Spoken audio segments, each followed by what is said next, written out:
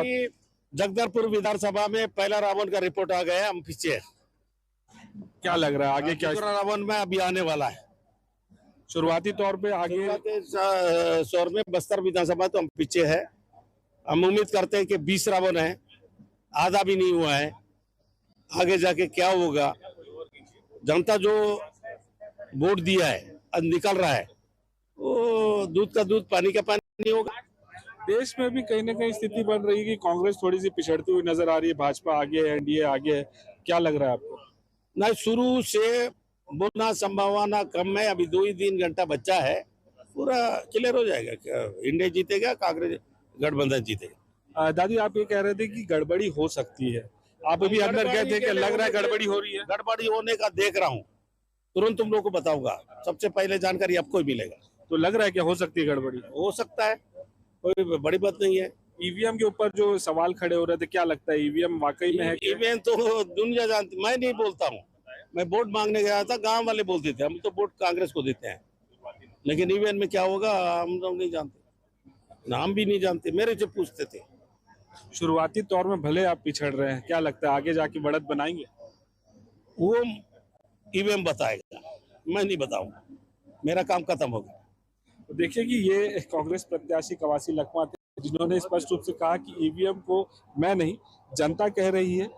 लेकिन फिलहाल तो जो स्थिति बनी हुई है, कहीं ना कहीं कांग्रेस पिछड़ती हुई नजर आ रही है बस्तर लोकसभा, साथ ही साथ देश में भी कहीं ना कहीं एनडीए आगे बढ़त बनाए हुए हैं। ऐसे में अब कुछ समय बचा हुआ है और 2 से 4 घंटे में स्थिति स्पष्ट हो जाएगी कि बस्तर लोकसभा में किसकी बढ़त होती है। फिलहाल लेकिन भाजपा प्रत्याशी महेश कश्यप कहीं ना कहीं बढ़त बने हुए हैं। कैमरा पर्सन योगेश के साथ प्रशांत गजबीये, एशियन न्यूज, जगदलपुर।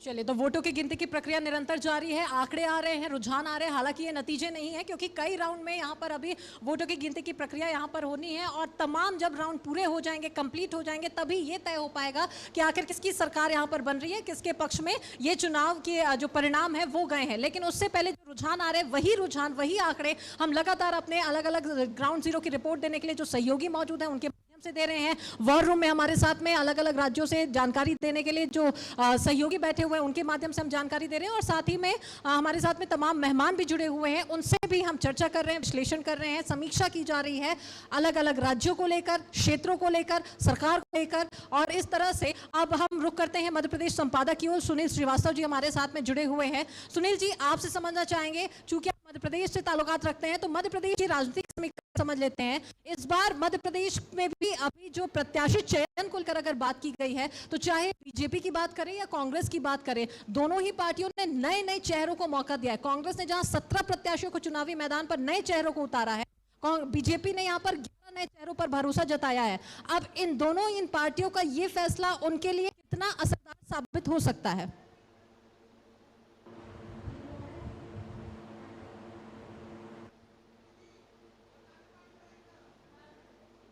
सुनील जी, आवाज मिल पा रही है आपको हमारी? लगता है संपर्क उनसे नहीं हो पा रहा है। लखन जी, आपके पास में आना चाहूंगी। क्या लगता है आपको, क्योंकि कई जगहों पर प्रत्याशी चयन पे ना सिर्फ मध्य प्रदेश की बात, अगर अलग अलग राज्यों की भी अगर बात करें, तो कई ऐसी जगह रहे जहां पर राजनीतिक दलों ने नए चेहरों पर भरोसा जताया है। अब उनका ये समीकरण क्या कुछ और कैसा परिणाम ला सकता है? देखिए, निश्चित तौर पर नए प्रत्याशी जो होते हैं उनके एंटी इनकम्बेंसी का कोई फैक्टर नहीं रहता। तो नए प्रत्याशियों को भाजपा इसलिए हमेशा लगातार नए प्रत्याशियों को उतारती है और पुराने प्रत्याशियों को रिपीट नहीं करती, क्योंकि भाजपा जो है ये नहीं चाहती कि पुराने प्रत्याशियों के एंटी इनकम्बेंसी का खामियाजा या नुकसान जो है पार्टी को भुगतना पड़े। इसलिए नए प्रत्याशियों के दम पर जो है वो सत्ता में काबिज होने की रणनीति है। देखिए, मध्य प्रदेश में जिस तरह से लगातार पिछले 22 साल से कांग्रेस जो है सबसे निचले पायदान में है और उठ नहीं पा रही है, उसकी 2 प्रमुख वजह है। एक तो कमलनाथ और दिग्विजय सिंह, जो दोनों अपने बेटों की वजह से पार्टी को लगातार नुकसान पहुंचा रहे हैं, बावजूद उसके कांग्रेस उन पर कोई एक्शन नहीं ले रही है। तो कांग्रेस का सबसे बड़ा नुकसान मध्य प्रदेश में जो हो रहा है पिछले 20-22 साल से, उसकी वजह है कि दोनों केवल पार्टी को छोड़कर अपने बेटों के भविष्य बनाने में लगे हुए हैं और इसकी वजह से पार्टी को रसातल में जाना पड़ रहा है और इसका नुकसान खामियाजा भुगतना पड़ रहा है। दूसरे कई राज्यों के जो जिस तरह से परिणाम आ रहे हैं, देखिए ओवरऑल जब हम बात करते हैं तो भाजपा 300 से नीचे चल रही है। अभी लगभग जो है 11 बजने वाले हैं और 11 बजे तक की स्थिति में 300 से नीचे चलना भाजपा के लिए एक बहुत बड़ा सेटबैक है। सुभाष जी जैसा कह रहे थे, मैं भी उनकी बात से इत्तेफाक रखता हूं कि यदि 300 से भी नीचे में भाजपा आकर बड़ी पार्टी बनकर सरकार भी बना लेती है तो भी ये मोदी जी की और भाजपा की बड़ी हार होगी, क्योंकि जिस तरह से देश में विपक्ष को, लोकतंत्र को खत्म करके केवल और केवल एक व्यक्ति की, एक पार्टी की सत्ता जो कायम रखने की, उसको जारी रखने की जो मंशा थी, वो उस पर जनता जो है अब जो है मुझे लगता है कि अब परिपक्वता आ रही है। जनता को समझ आ रहा है कि जिस तरह से तमाम बेरोजगारी के मुद्दे, महंगाई के मुद्दे, रोजगार के मुद्दे, जनहित जन सरोकार के और जातिगत जनगणना का मुद्दा हुआ, हिंदू मुस्लिम, हर चुनाव को केवल और केवल अंतिम समय में हिंदू मुस्लिम पर ले आना। अब सारे जो मुद्दे हैं, जन सरोकार के मुद्दे, उनको एक तरफ किनारे कर देना और चुनाव जीतने के लिए केवल हिंदू मुस्लिम करना। तो जनता अब समझदार दिख रही है, परिपक्व दिख रही है। यूपी में, महाराष्ट्र में, जिस तरह से राजस्थान में नुकसान हो रहा है, तो ये जो चीजें हैं ये लोकतंत्र के लिए अच्छा है। और यदि 200 के ऊपर भी विपक्ष इंडिया गठबंधन आता है तो मुझे लगता है कि ये लोकतंत्र की जीत होगी और भाजपा की और पीएम मोदी की एक करारी हार होगी।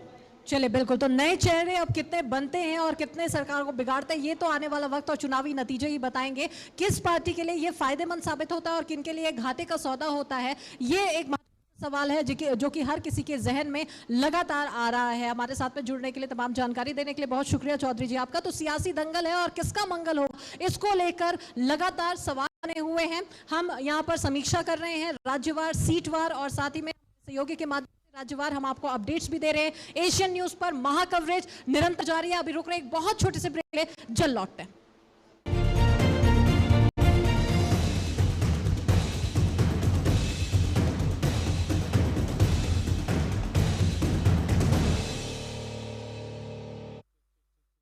आज क्या होगा खास? क्या है दिन की बड़ी खबरें?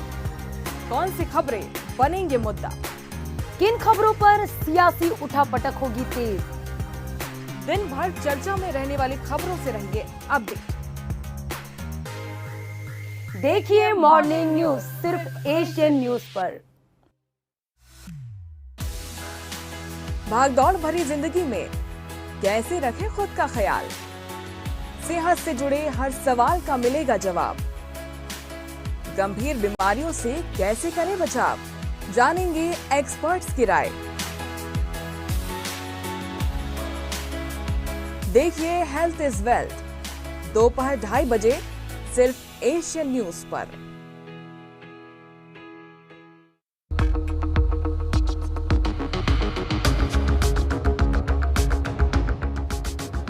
दिन भर की हर छोटी बड़ी खबरें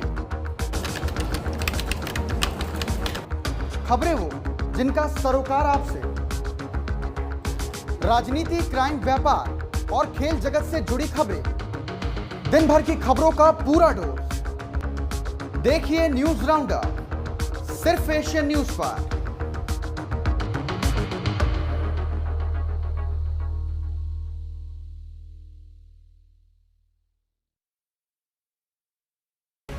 सरपट दौड़ती इस जिंदगी में हर खबर से रखेंगे आपको अपडेट। कम समय में आप तक पहुंचाएंगे हर बड़ी खबर।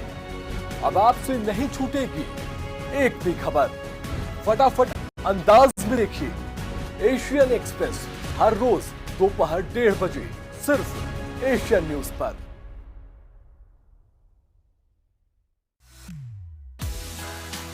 भागदौड़ भरी जिंदगी में कैसे रखें खुद का ख्याल? सेहत से जुड़े हर सवाल का मिलेगा जवाब। गंभीर बीमारियों से कैसे करें बचाव? जानेंगे एक्सपर्ट्स की राय। देखिए हेल्थ इज वेल्थ, दोपहर 2:30 बजे सिर्फ एशियन न्यूज पर।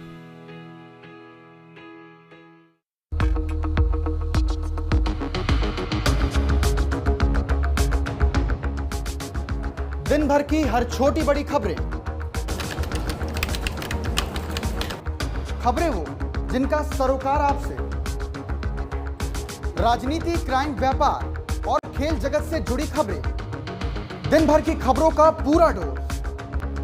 देखिए न्यूज राउंडअप सिर्फ एशियन न्यूज पर।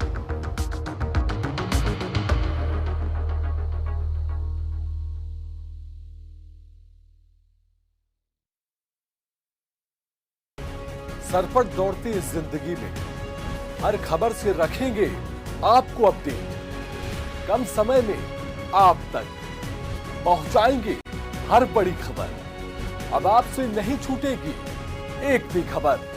फटाफट अंदाज में देखिए एशियन एक्सप्रेस हर रोज दोपहर 1:30 बजे सिर्फ एशियन न्यूज पर।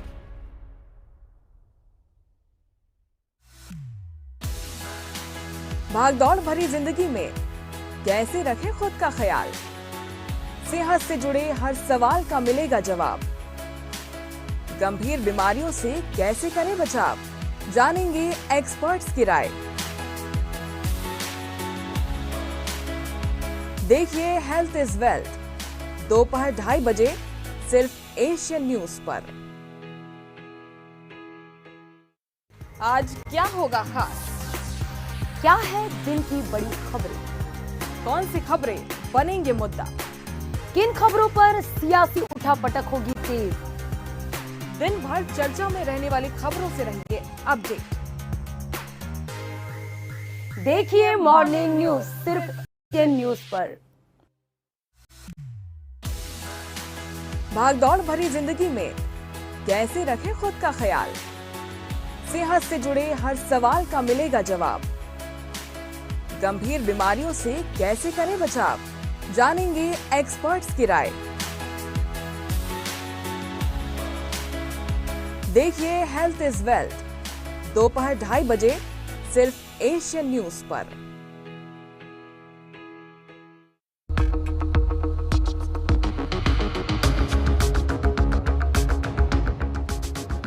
दिन भर की हर छोटी बड़ी खबरें वो जिनका सरोकार आपसे, राजनीति, क्राइम, व्यापार और खेल जगत से जुड़ी खबरें, दिन भर की खबरों का पूरा डोज। देखिए न्यूज राउंडअप सिर्फ एशियन न्यूज पर।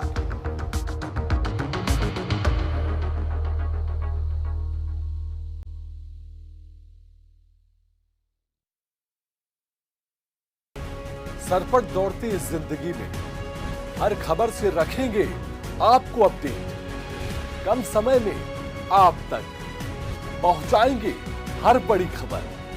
अब आपसे नहीं छूटेगी एक भी खबर। फटाफट अंदाज में देखिए एशियन एक्सप्रेस हर रोज दोपहर 1:30 बजे सिर्फ एशियन न्यूज पर।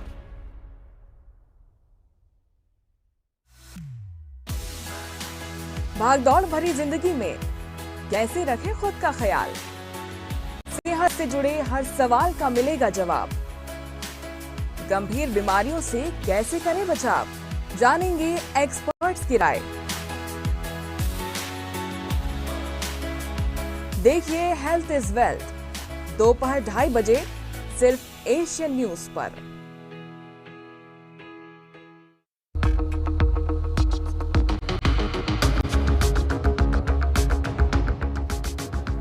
दिन भर की हर छोटी बड़ी खबरें वो जिनका सरोकार आपसे, राजनीति, क्राइम, व्यापार और खेल जगत से जुड़ी खबरें, दिन भर की खबरों का पूरा डोज। देखिए न्यूज राउंडअप सिर्फ एशियन न्यूज पर।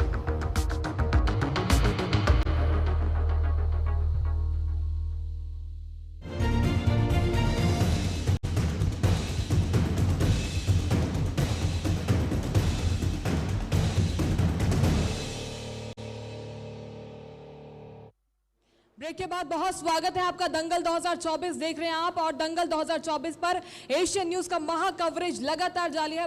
पल पल की अपडेट्स लगातार हम अब तक पहुंचा रहे हैं, सटीक जानकारी